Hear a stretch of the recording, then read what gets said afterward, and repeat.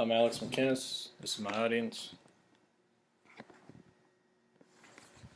So, picture yourself in the late 60s.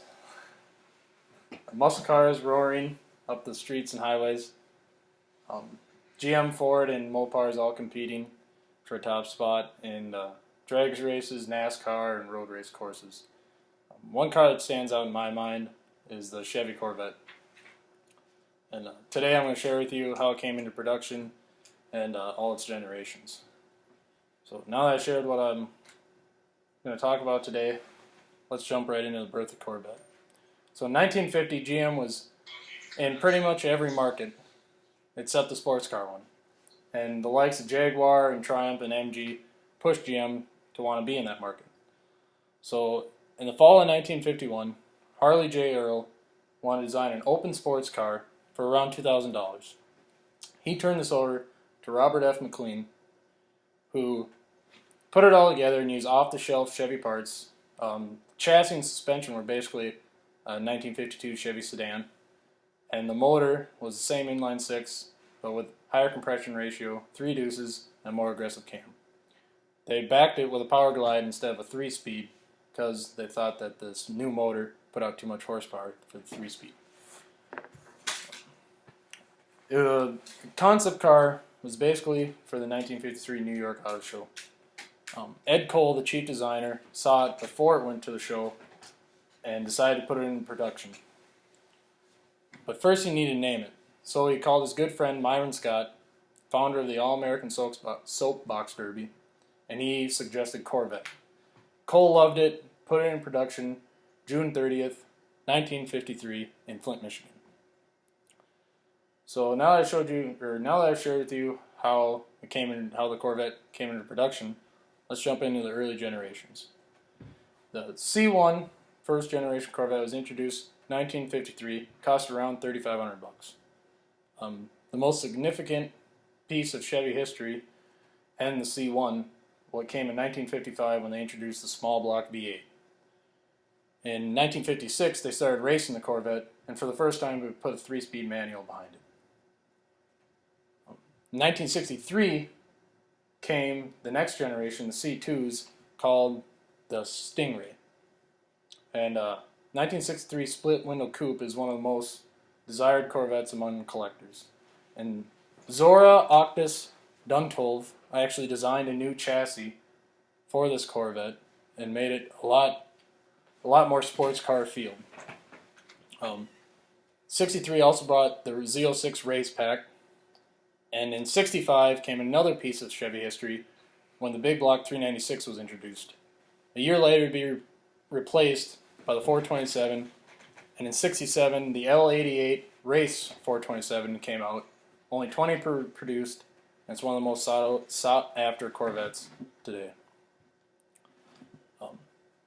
Now, the C3 came in 68, and for the first time, the Corvette was offered with T-tops. In 69 came the earth-shattering ZL1. It's an all-aluminum 427. Only 2 were produced in the Corvette. And then in 1970 came the 454 big block, and that kind of marked the decline of high horsepower in Corvettes for a while. Now that I've shared the early generations of Corvettes, let's jump into the later ones.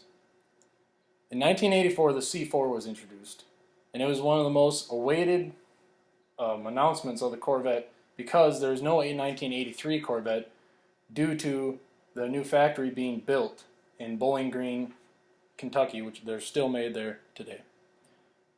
84 brought 4-wheel ABS for the first time to the Corvette and theft protection. It wasn't the most loved Corvette right away, but it's kind of picked up a little bit in the collector market lately. And then it also brought the ZR1 Corvette, which Chevy claimed was the world's fastest production car ever made. Then in 1997 came the C5 Vets. The 97 was only introduced as a coupe, no convertible, but in 98 they bring back the convertible. And it also brought the Z06 race pack back. And this was powered by LS6 aluminum small block. It was backed by 6-speed manual and produced around 370 horse. In 2001 or 2003, they bumped the LS6 up to 405 horse. In 2005, the C6 was introduced. There was no Z06 in 2005. The Z06 came in 2006 and was probably the most radical Z06 they ever made. It was completely different from any other Corvette they ever made. Actually, the Z06, it only looks like a standard Corvette, but it has a wider frame, a wider body, front fenders are carbon fiber, and it has an LS7 427 all aluminum modern engine, producing 505 horse.